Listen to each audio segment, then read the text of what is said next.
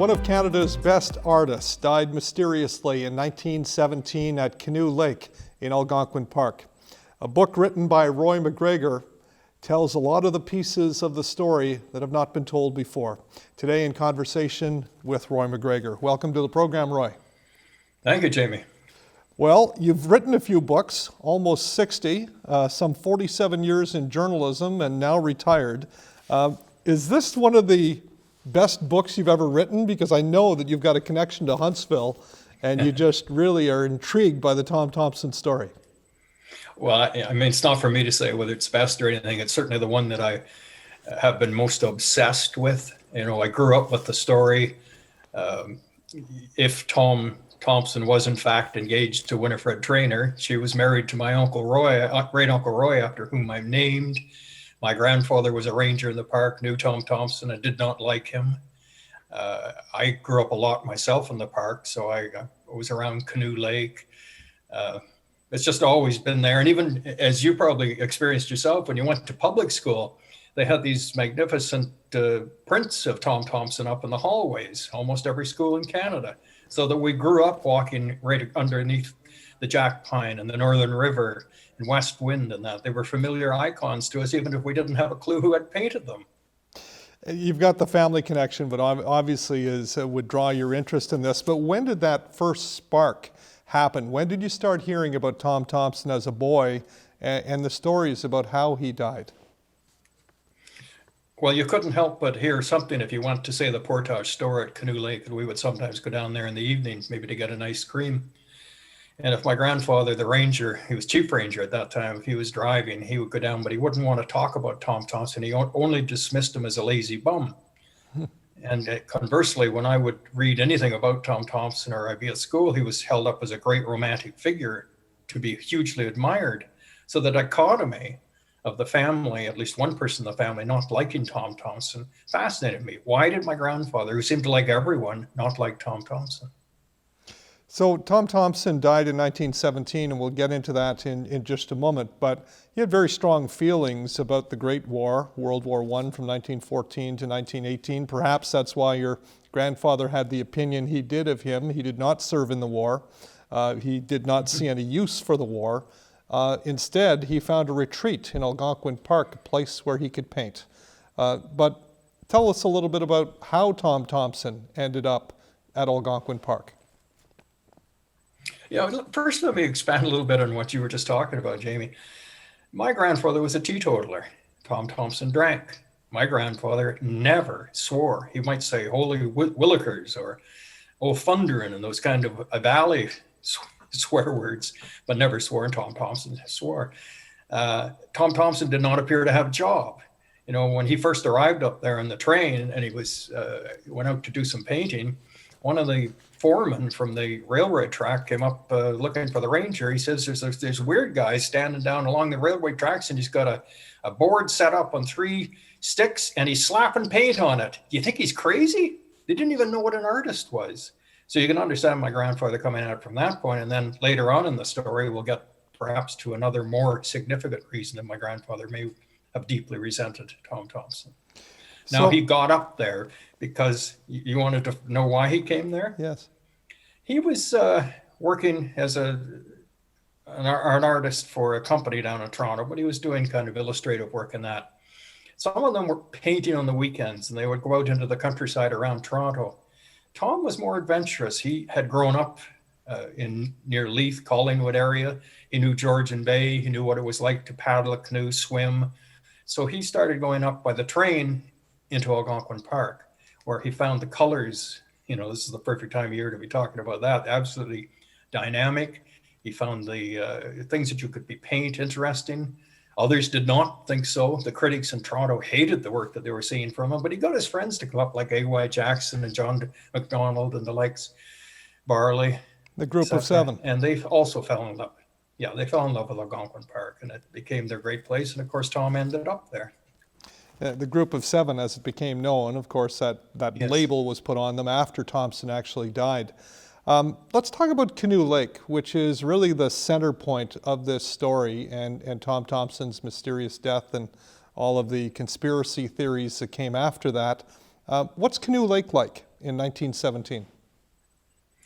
Well, there's a small village there actually because it's surrounding the mill that's in operation.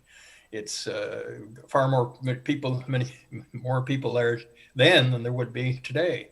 In fact, at one point, the community, I'm told, was as high, numbered as high as 300.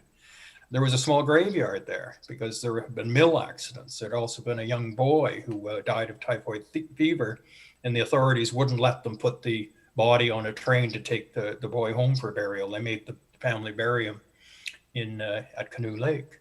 So there was that. There was just the beginnings of interest in terms of people coming up to a lodge. Shannon Fraser, for example, had turned one of the old mill buildings into a lodge and called it Mowat Lodge. The village had been known as Mowat. So people came to Mowat Lodge, they stayed overnight, and they went out and they painted.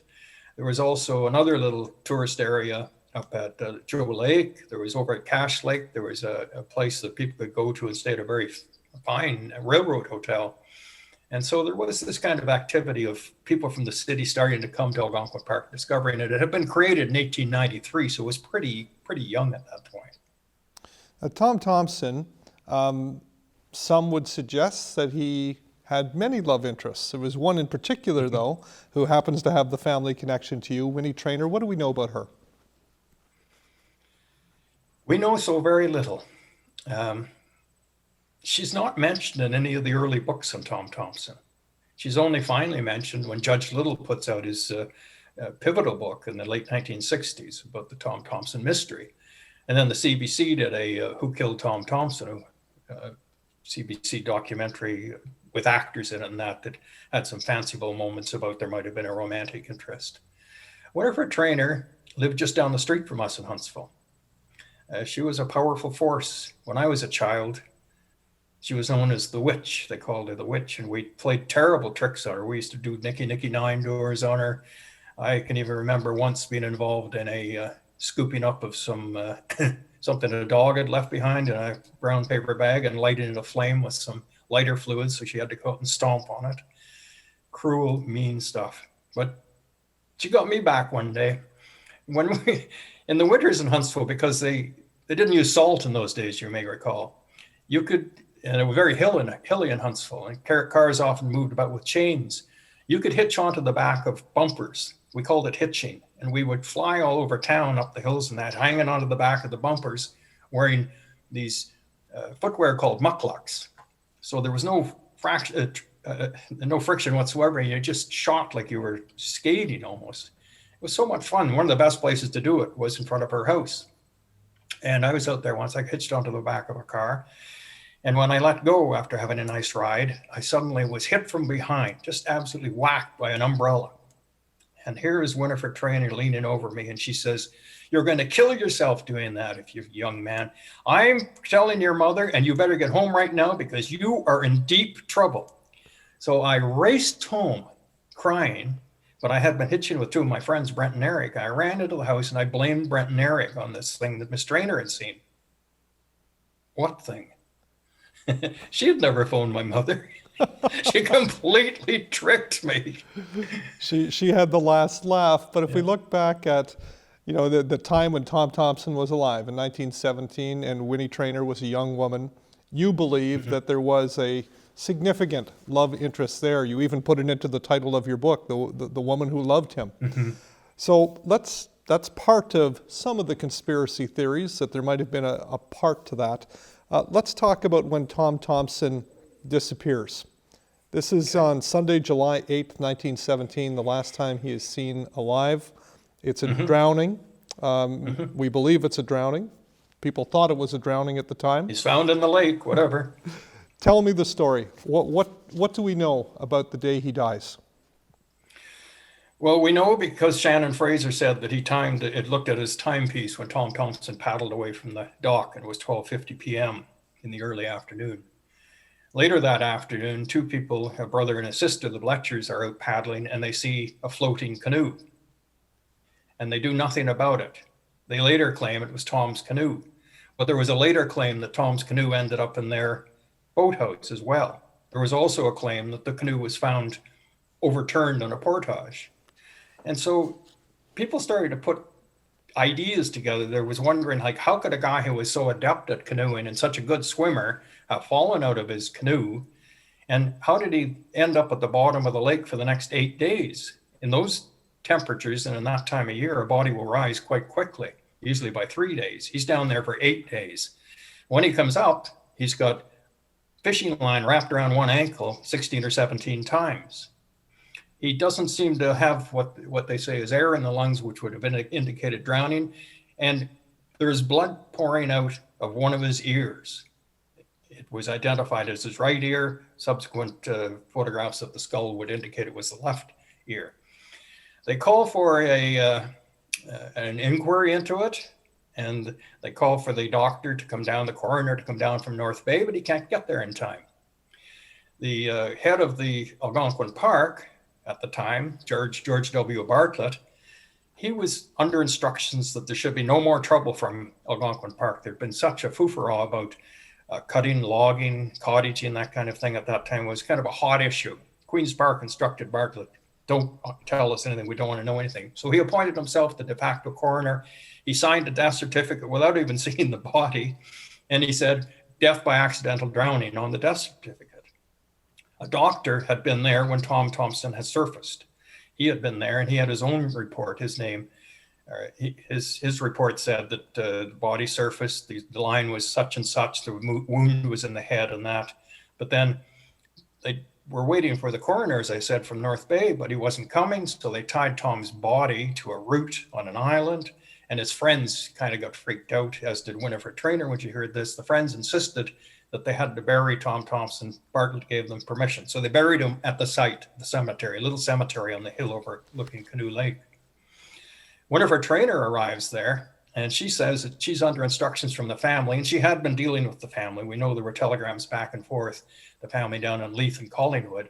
They wanted the body brought home. No one knew why he had been killed or whether it had been an accident or a suicide or whether he'd been shot by poachers or whether there'd been a battle over Winifred Traynor, because this Fletcher guy was apparently sweet on her too. And so they buried him. Winifred Traynor gets there and she says that she's under instructions from the family to arrange for the body to be exhumed and shipped back to Leith for burial. She does so. The original undertakers from Kearney or from Spruce Vale who had embalmed him and buried him, they refused to come and do it. So she got the guy from Huntsville to come up and do it. He came up with a casket. He worked through the night all by himself. That means he dug down 6 feet, he exhumed a full casket, and he pulled out a body that was swollen and still filled with water and embalming fluid. And then the next morning, he's at the station with his casket all sealed up, because you had to seal a casket in those days to take it on a train. The casket is put aboard the train. It's moved to another train when it reaches the junction at Scotia. And a man who was an uncle of a friend that I grew up with says he was one of the ones who moved the casket and there was nothing in it. The casket goes to Leith eventually, and there's a funeral held, and he's buried. There were sisters that claimed that they had looked into the casket, but no one now believes that. It was just done apparently to comfort the family, they think. And where is he buried? Was he in the casket that got buried at Leith, or is he still at Canoe Lake? That's the Tom Thomson mystery in a nutshell. And we're going to get to that in a second, but the first hint, at least public hint, is a book written by Blodwin Davis in 1935 that kind of sets the conspiracy theories in motion, just based on what you've told us about the Undertaker story. Joe Public would sort of say, I don't buy it. It doesn't sound like that body was moved. But the Davis book really is the tipping off point for people to start asking more questions, isn't it?